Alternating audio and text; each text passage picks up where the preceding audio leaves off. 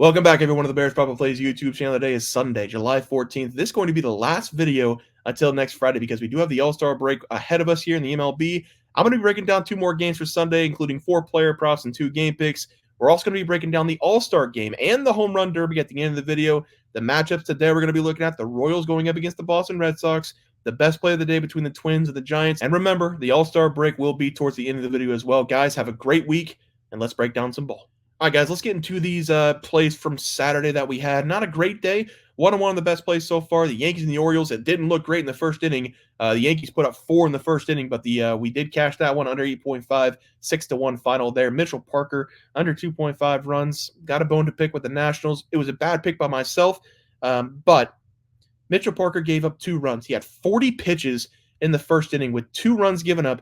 Bases loaded, 2 outs. And Mitchell Parker put himself in that situation because he gave up a walk, then he gave up a double, strikeout. He had a chance to get out of that inning, giving up no damage, getting himself out, but he did what Mitchell Parker's done his entire rookie season and crumbled when he had 2 outs. But the Nationals should have pulled him. He had 40 pitches, bases loaded, 2 outs. You could tell he was gone. The arm was a noodle out there. He had no idea where the ball was going to go when he threw it.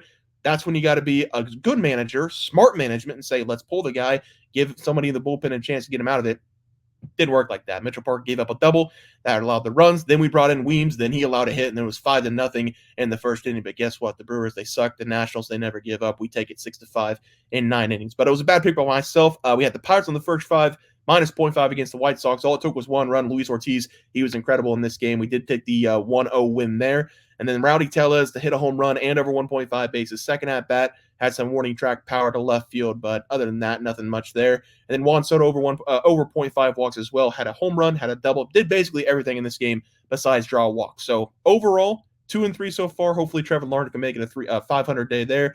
Let's go look at the leaderboard. 1-1 on the game pick, 0-1 on the player props. And I am kind of excited that the All-Star break is coming because I have been slumping over the last week or so here. So I am excited for the 4-day break that we're going to get. Again, though, I am going to be breaking down the All-Star game towards the end of the video and then the Home Run Derby as well. So if you're interested in that, stay after the MLB graphic. But for right now, we're going to be breaking down the games for Sunday. And let's take a look at the first game. We're going to be looking at the Kansas City Royals going up against the Boston Red Sox. Over the last week, I have taken the Royals twice on the free play side. They screwed me both times. I'm not going to take them straight up in this game, but I am going to take the under 8.5 run score between these two teams. They just went under run scored. Royals put up 0 the other day against Boston. If I were to take a pick, though, on this one, I would lean towards the Royals because they have the better pitcher on the mound, and Brady Singer going for them today. He's been really good over the last 4 games, and on the season as a whole, he's been really good for this team. He's coming in with a 2.93 ERA and a 1.17 whip, and teams have been struggling against him over the last 4 games to put up any sort of runs.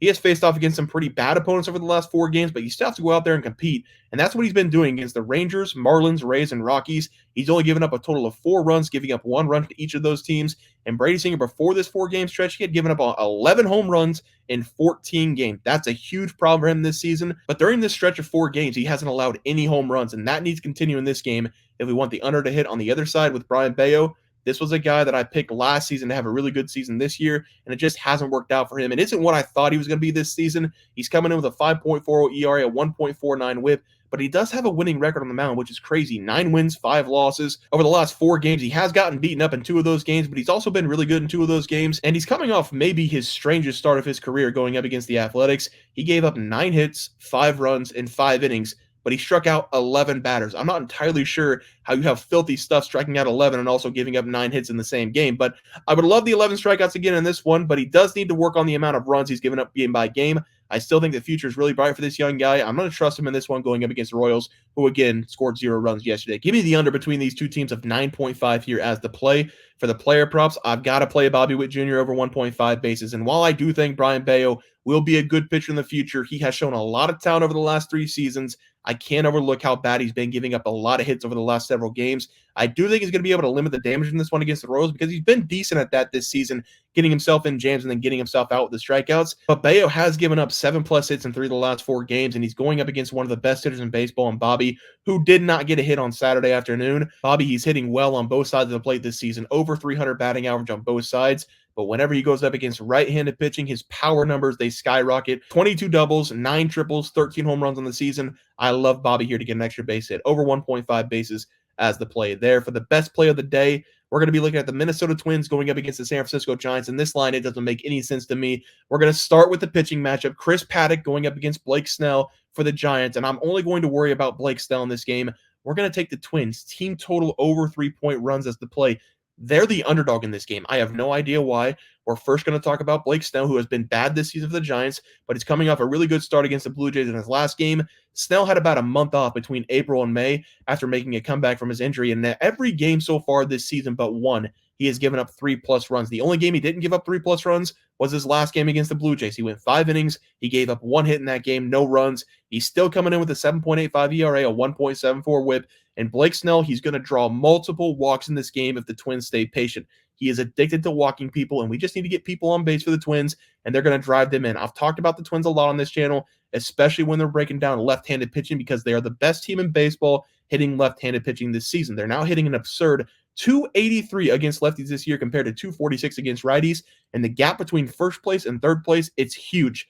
283 for the Twins, 266 for the Dodgers. That just shows how dominant they've been over the entire season against left-handed pitching. Blake Snell, he has struggled all season long with the Giants after coming over this season with high hopes, but nothing has really worked out for him this year, and I don't expect anything to work out for him in this game as well. I'm taking the best hitting team in baseball against left-handed pitching. Give me the Twins here, over 3.5 team total as the play, and if you like them on the money line, I take them on the money line as well. For the player props on the screen, we're going to play Carlos Correa over 1.5 base for the Twins. He is currently out in this game for the Twins with a contusion on his heel, so I'm not entirely sure if he's going to play in this one, but I'm still going to play him because it's a dream matchup here for Carlos Correa if he does play. He's batting .309 against lefties this season. The Twins, they don't see a lot of left-handed pitching because teams know whenever they throw out a lefty, they're going to get smacked. Carlos Correa has been one of, if not the best hitter for the Twins against lefties this year, and he's going to get this matchup against Blake Snell, and he's going to crush him with singles. Blake Snell, he's given up a total of 33 hits this season. 29 of those hits have come against right-handed hitters, giving up a batting average of 300 this year. Give me Carlos Correa. A couple base knocks in this game, 2 singles, over 1.5 bases as the play if he does play in the game. For the best props today, we're going to go to these cards. And we're going to talk about a guy I've never talked about. He only made 5 total starts so far, make it 6 now in the MLB in his career. We're going to be looking at Rhys Hines to go over 1.5 bases going up against the Miami Marlins. Rhys was called up from AAA to make his MLB debut against the Rockies 5 games ago, and ever since that, he's been putting up video game numbers. On paper, height and weight, this is the perfect guy to look at. He's 6'5", he's 220-ish pounds. He is a big league hitter, and they compared him to Willie Mays whenever he was putting up these numbers over the last 5 games. Over the first 5 games of his career, 9 hits, 7 extra base hits, 3 home runs, 2 steals, a triple, and a grand slam. And I just watched him today. He added another home run in his first at-bat, hitting one to deep center field. The comparison, though, over the last 5 days is to Willie Mays whenever he did that in May of 1958. He is the talk of the town right now in the MLB, and I'm going to take him in this game going up against Trevor Rogers. Trevor, he continues to struggle, taking 1 step forward, 2 step back every single game. He's coming in with a 4.82 ERA, a 1.59 whip, and while he has been giving up 2 runs or less pretty frequently over the last 5 games, he's still giving up 2+ runs in 5 consecutive. He's also giving up way too many hits over the last 9 games, giving up 6+ hits in over half of them, and I do expect him to give up his fair share of hits in this game as well. This is going to be a left against right matchup, and Trevor Rogers this season against right-handed hitters has been getting dominated by teams. He's giving up 18 doubles, 3 triples, 8 home runs, giving up a batting average of 285. Give me the rook here. Everybody's talking about him. I want to share the cake. Give me his over 1.5 bases as the best batting prop of the day. Let's go over to the pitching prop. We are heavy on the Cincinnati Reds today. Give me Nick Lodolo, under 2.5 runs going up against the Marlins. Nick Lodolo, he's been pretty good this season for the Reds. He's coming in with a 3.30 ERA, a 1.10 whip. Those are his best numbers of his career. He has taken a giant leap forward from last season. He had an injury last season, pretty severe, but he had a 6.29 ERA in 2023. This year, whenever he's been on the mound for the Reds, he has been winning a lot of games for them. He is 8-3 on the season, but he has found himself in trouble over the last 2 games. I do think this is a really good spot for him to shut down the Marlins and get himself back on track, giving up 2 runs or less per game. Against the Rockies and the Red Sox over the last 2 games, he has given up a combined 7 runs on 10 hits and brought his ERA from 2.76 to 3.30. Before those 2 starts, he was wheeling and dealing, giving up 2 runs or less in 5 consecutive games, and he's given up 1 run or less in 3 of those games as well. The Marlins this season, they're one of the worst hitting teams in baseball, only hitting .232 as a squad this year, and while sometimes they can get people on base, they have done an even worse job scoring runs this year. They only have 327 runs. That is 40 runs worse than the 28th best team in the MLB in the Oakland Athletics. I think this is a great matchup for Nick. I'm taking the under 2.5 runs as the play there. Let's go over to the recap for Sunday's plays. We are going to take the Royals under 8.5 runs with the Red Sox, Bobby Witt over 1.5 base against the Red Sox. Carlos Correa, if he does play over 1.5 base against the Giants. We've got the Twins over 3.5 runs. I'll play that up to 4.5.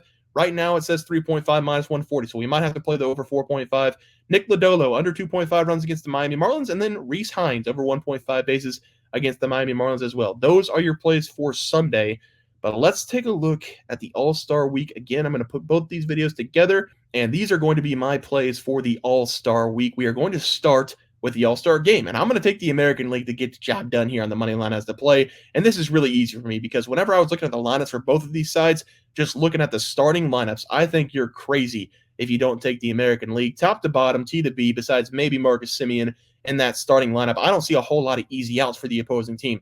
No disrespect to Marcus Semien. I just saw him rip a home run against the Astros today, but I do think he's having a little bit of a down season this year, but he's still really good in that lineup, and that's our worst player in my opinion. We've got Adley Rutschman, Vladdy, Marcus Semien, Jose Ramirez, Gunnar Henderson, Aaron Judge, Juan Soto, Yordan Alvarez, and Steven Kwan. We've got a lot of power. We've got a lot of guys who get contact hits. Whenever I'm looking at the National League side, yeah, they're really good players. They're all-stars like Ohtani, but I'm not really worried about anybody else besides Ohtani. They've got great players, but it's literally the Philadelphia Phillies and the Padres, 5 people in those teams in the starting lineup.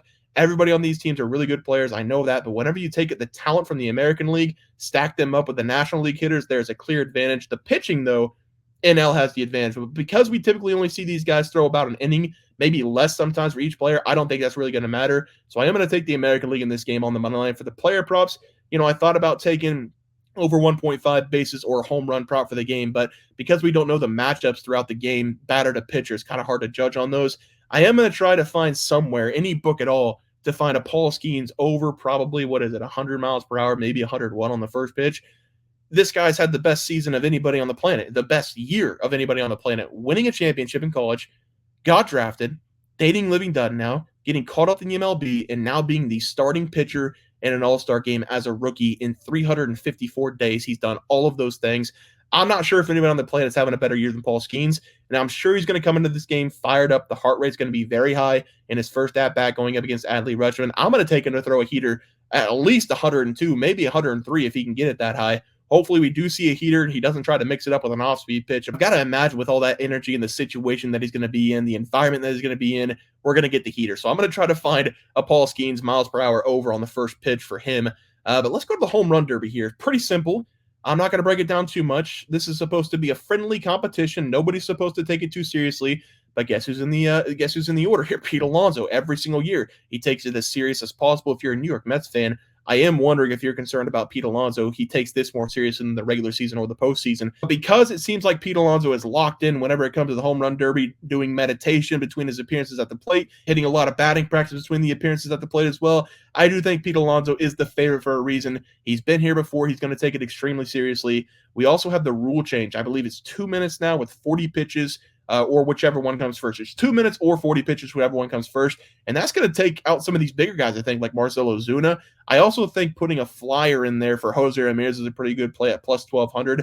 I think he's got the most value of anybody because he's got a ton of power. People don't respect Jose Ramirez. He's a switch hitter, so maybe he goes on a different side of the plate in different appearances. I don't know if that's going to help him with his stamina or with his energy levels, but it could. It's always nice to be able to choose what side of the plate you want to hit off. So I am going to take Pete Alonso here to win the home run derby. I mean, he's the favorite for a reason. He's going to give it 150% when everybody else is getting like 50%. I'm going to take Pete Alonso here to win the home run derby. I think that's a lock. And then I'm going to take Jose Ramirez as well to win it just in case because I think he's got a lot of power and I think he's undervalued. But that's going to do it, guys, for the All-Star recap and for the MLB picks and props for Sunday, July 14th.